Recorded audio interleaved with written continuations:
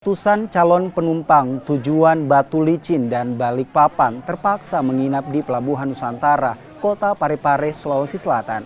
Para calon penumpang tak bisa berangkat karena tidak tersedianya lagi tiket kapal. Habisnya tiket akibat pembatasan penjualan tiket selama pandemi COVID-19. Alhasil, banyak penumpang yang tak dapat berangkat meski mereka telah sampai di pelabuhan. Para penumpang ini pun harus menunggu jadwal kapal selanjutnya untuk bisa berangkat. Kasus calon penumpang tak bisa berangkat ini pernah terjadi di Pelabuhan Parepare. Pembatasan jumlah penumpang selama pandemi COVID-19 jadi pemicunya. Iya. Berapa jam Miki menunggu ini?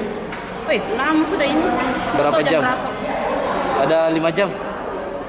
Ada. Ini sudah menunggu, Bu? Sudah asar tadi. Sudah asar berarti ada 3 jam ya? Iya, Bu, rencana mau kemana? ke Batu Licin. Rencana menggunakan kapal apa? Madani. Kemudian ya. Ini sudah berapa lama menunggu, Pak? Mulai jam 4 tadi. Tapi sudah dapat tiket? Udah. Lumayan susah, Pak, cara dapat tiketnya? Alhamdulillah enak aja. Ada ya. Ini berapa orang, Pak, mau berangkat? 3.